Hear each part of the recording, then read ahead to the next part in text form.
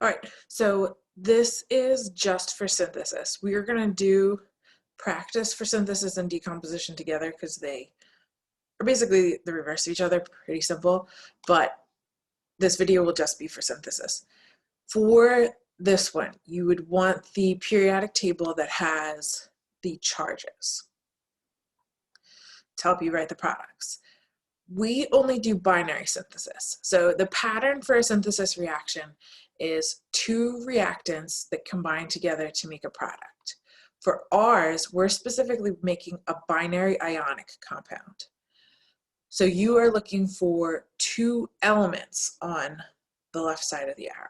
That tells you it's a synthesis. So if you have two elements on the left, on the right, you're going to combine them together to form an ionic compound.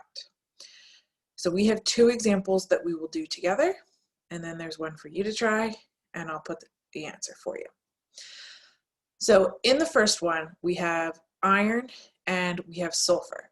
Iron is a transition metal, so that means it can change charges. There's a Roman numeral on your notes for a 2. That's telling you that when it's in the compound, it's going to be the iron 2 charge. So I'm going to start by writing the ion charges over on the right. So we've got iron, Fe, and as I said, that Roman numeral is telling us the charge. So iron could be +2 or +3. This one is +2. And then sulfur is going to be our non-metal. So sulfur can change, but it's only got one negative charge. We already have a plus charge, so sulfur has to be negative. And sulfur is going to be -2. And remember, we want our ionic compounds to add up to 0. +2, -2 automatically do. We don't need any subscripts. We don't need any numbers on the bottom. So those would cancel out. The final formula would be FeS. And I'll put that in parentheses rather than trying to erase. So this is like the correct answer. All right, this one actually ends up being balanced. So synthesis reactions are pretty easy to balance because the elements are by themselves. So this one will not need any coefficients, and that one's finished. We should put a state symbol. All ionic compounds, unless we add water for some reason, will be solids under normal conditions. Okay, moving on to our second one, we have aluminum and iodine, and I forgot to put a state symbol for iodine. Okay, so over on the right, we want to start by writing their ion charges. Aluminum's always the same, that's why it doesn't have a Roman numeral. It's always +3. And iodine is going to be -1. Now notice, as I brought the I over, I lost the 2. Iodine is a diatomic, but that's only when it is by itself as an element, not in compounds. So when we move over to the right side, we lose any numbers from the bottom. We start fresh with our crisscrossing.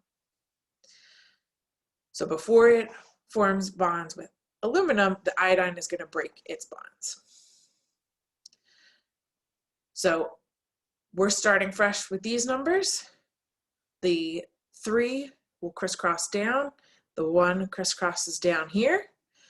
So this one becomes Al I3 as the final formula.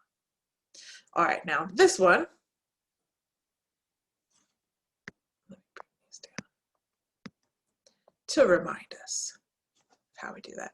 This one we do have to balance. So aluminum is already balanced, but I has 2 on the reactant side and 3 on the product side. So we will want to balance that out. So we're looking for basically the least common multiple, which is going to be 6. So if we put a 2 in front of this one and a 3 in front of the I2, that gets us 6 iodines on each side. It's also going to change our Al to 2, and that would be balanced. The only thing I missed from this one is it's a good idea to put a state symbol. Okay, so now you notice with these 2 reactions, I didn't write out the tally of the elements. If it's helpful for you, do that. But I don't need to see your work. If you can do it in your head, do it that way. Do what works for you. I did it to save space this time. Okay, so now you can try this one on your own, the magnesium and nitrogen.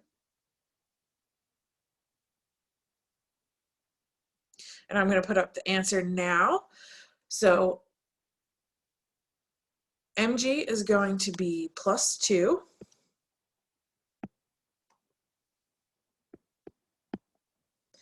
Nitrogen is -3. So that becomes Mg3 and 2 when we crisscross them. Let's just cross these guys out. And the ends end up balanced by themselves. Magnesium is 3 here, so we just need a 3 in front of that one to balance. And that would be our synthesis reaction. So you always just combine them together to form an ionic compound and then go back and balance.